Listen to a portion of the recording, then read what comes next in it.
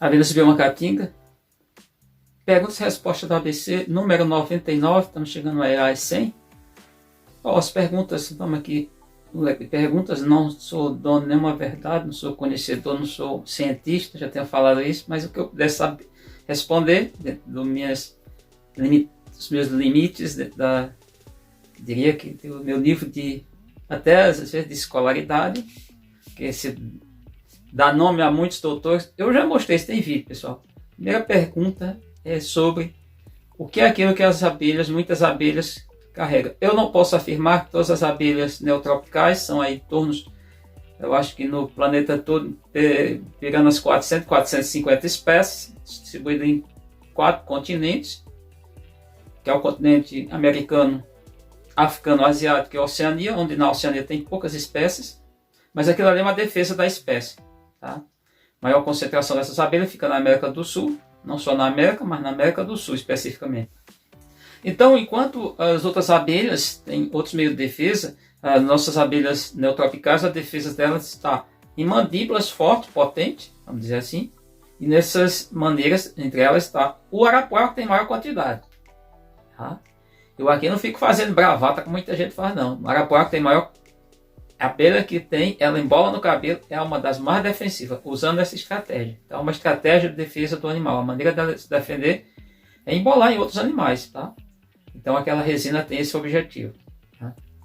Então, pergunta, mandou para mim a pessoa, inclusive, mandou as fotos, assustada. Não é nada. E aquilo ali é um processo natural que ocorre, a gente encontra na natureza, tá? Quem abre um oco encontra, que é por dentro da caixa esbranquiçada. Isso muitas abelhas faz com maior evidência, mais evidência, em abelhas da tribo Trigonine. Várias espécies dessa tribo. Na tribo Meliponine também tem. Aqui mesmo muitas delas tem, somente as abelhas mais antigas. Aquela parte esbranquiçada aí, não fique preocupado. Inclusive, isso já é estudado. Alguns, inclusive, muitas vezes foi me falar, questionário que estava em cima dos potes de alimento, fica também. Esse material são microfungos que formam colônias e faz aquilo ali. Não tem nenhum prejuízo para a abelha, na verdade. Pode até ser defesa da abelha. Para algumas espécies, como as Scaptotrigona, espécie do gênero Scaptotrigona, estudado pelo pesquisador lá do Departamento de Insecta da Universidade de São Paulo, a USP, fica em Ribeirão Preto. Ele já detectar que as abelhas têm determinados materiais nos alimentos que libera essas moléculas, esses nutrientes, apenas os fungos, e a relação benéfica para ambos, para os fungos e para as abelhas. Inclusive para as abelhas novas, que ainda não estão metabolizando quase nada. Então não há nada de preocupação, isso é natural. As abelhas têm sim essa relação com os microfungos, funciona tranquilamente. Outra pergunta é o que é a realeira. Eu já disse isso para você. A realeira é uma célula difícil de encontrar para quem não conhece. Para quem já está acostumado, destaca tranquilamente. É uma célula que se destaca em disco de cria de abelhas neotropicais. Abelhas forma disco de crias, porque as apis também faz realeira, mas é outra situação, tá? Então já mostrei isso também. Então a realeira é a maneira onde a princesa se desenvolve, é uma célula que se destaca. Se você for fazer uma reprodução, não encontrar realeira, você não vai ter nenhum sucesso, exceto no gênero Melipona, na tribo Meliponine. As outras tribos, todas elas formam realeira, qualquer outra espécie de abelha, seja inclusive a abelha com ferrão funcional, órgão funcional, que é o caso das abelhas do gênero Apis. Uma outra pergunta que me perguntar, inclusive botou lá como título no seu discurso, no seu questionamento. Aí, xarope. Olha, xarope é para as abelhas. Xarope, se a gente partir de um princípio, claro que isso é uma linguagem muito popular, mas nem por ser popular a gente pode chegar e falar de qualquer jeito. Existem os cuidados de tratarmos. Na verdade, o xarope tem que ter uma essência de alguma coisa. Na verdade, ali é a garapa de açúcar. E é tanto garapa de açúcar, se você tiver curiosidade, pode baixar, é disponível na internet, o livro do padre Humberto Bruno, foi monsenhor. Ele era catarinense e veio para Mossoró, saiu do sul do Brasil para Mossoró muito cedo, muito jovem, acho que quando se torna padre, e viveu lá até o resto da sua vida, todo o tempo, e com a jandaíra, ele chamava isso de garapa de açúcar. Inclusive, ele não levava o fogo. Para que se leva ao fogo? Normalmente para diluir os grãos, porque é cristal, açúcar cristal. É até recomendado nesse caso não usar açúcar refinado, mas açúcar cristal. Sempre faça essa opção. E você vai levar ao fogo. Eu boto no fogo brando, seria uma chama baixa. O fogão tem regulagem, qualquer fogão, ele tem uma regulagem ali de chama. E enquanto dilui, não é para ferver. Agora, eu não sei, mas disso porque não é para ferver, porque para não liberar o chamado HMF. HMF é hidroximetilfurfural, é um composto orgânico que é formado com a participação de fenômenos físicos, exemplo, pressão e temperatura, calor. Então, você vai alimentar suas abelhas, pode bater no liquidificador esse material, porque é justamente eu faço numa proporção de 1:1. Ou seja, só tem um volume. Vamos pensar que comporta 2 litros, é 1 quilo de açúcar, que equivale basicamente a 1 litro. Não chega, passa um pouquinho, passa, por densidade eu garanto para vocês que passa. Mas você dilui num quilo de açúcar 1 litro de água. Faça isso e dá certo. Se for para rápido, aí a concentração é maior, diminui essa quantidade de água para 1 quilo de açúcar. Você pode usar outras proporções. Vamos imaginar que você está ali na sua cozinha, que você tenha um copo pequeno, um copo que você usa para qualquer coisa, para beber água. Você enche esse copo de açúcar, depois enche outro de água e mistura. Se você tem uma xícara, por exemplo, faça isso também, dá certo. Não precisa mais do que isso. Colocar o limão, que é uma substância que ela tem o ácido cítrico, que funciona equivalente basicamente à invertase, que é uma enzima que as abelhas produzem para separar carboidratos, por exemplo, de sacarídeo, que é o caso aí da sacarose, que é o carboidrato que é o açúcar da cana-de-açúcar, separar em moléculas menores, que no caso é a glicose e frutose. Ele separa muito bem. O limão separa uma parte, mas não separa tudo. Você pode usar também, tá? Ele não vai evitar a questão da oxidação e principalmente que chama azedar, que é a fermentação, que aí ele vai pode liberar álcool, não é álcool qualquer, desejável. E nesse caso também a abelha não é para beber cachaça, né? Você não vai dar cachaça às suas abelhas.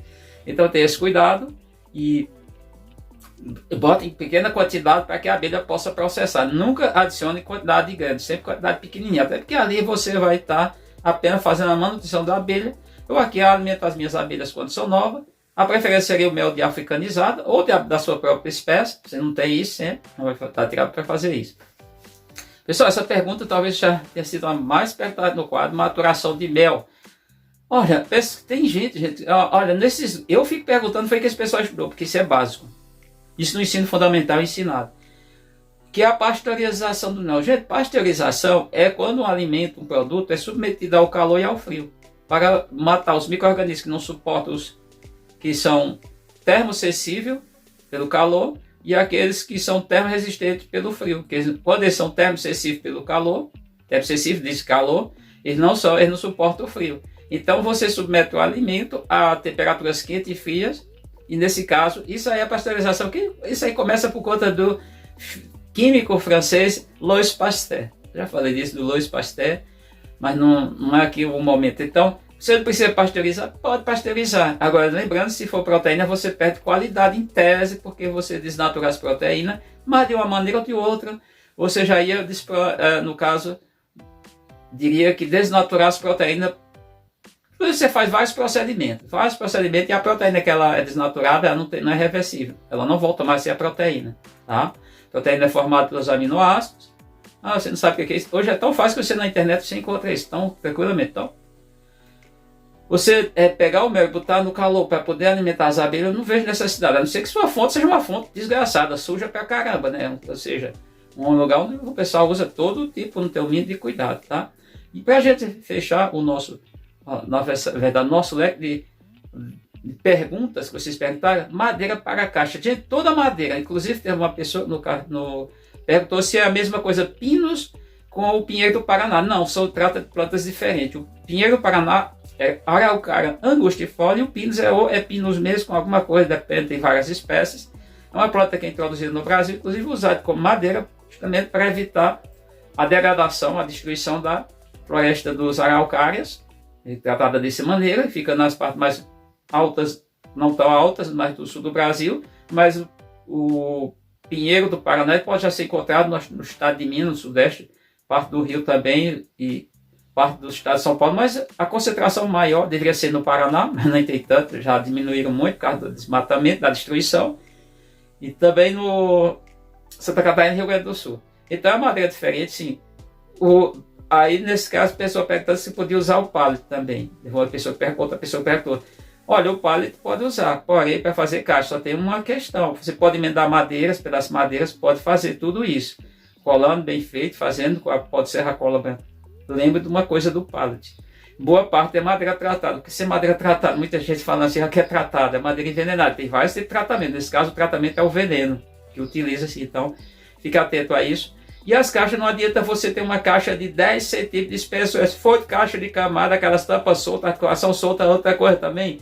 Uma questão térmica. Não vai funcionar. Digo para quem quer que seja. Não adianta você ficar enrolando de fita aquilo ali o tempo todo. Não é funcional. Você tem que ter caixa com... É tanto que muita gente está até pegando as caixas, tentando fazer um tipo de aldrava, fechar as caixas articuladas. Caixa de camada, caixa de anéis, que assim é tratada, tá? Que não é caixa ímpar. Ímpar tem outra denominação, mas essa trupe aí a gente sabe quem são. Então, madeira, eu tenho caixa com sentido. Agora, tem vedação. 70 de espessura a madeira. Tem que ter vedação. Se a vedação não existir, qualquer caixa pode olhar. Eu peguei caixa até, inclusive, já vi caixa com 4,5 cm de espessura de madeira e cheia de barro.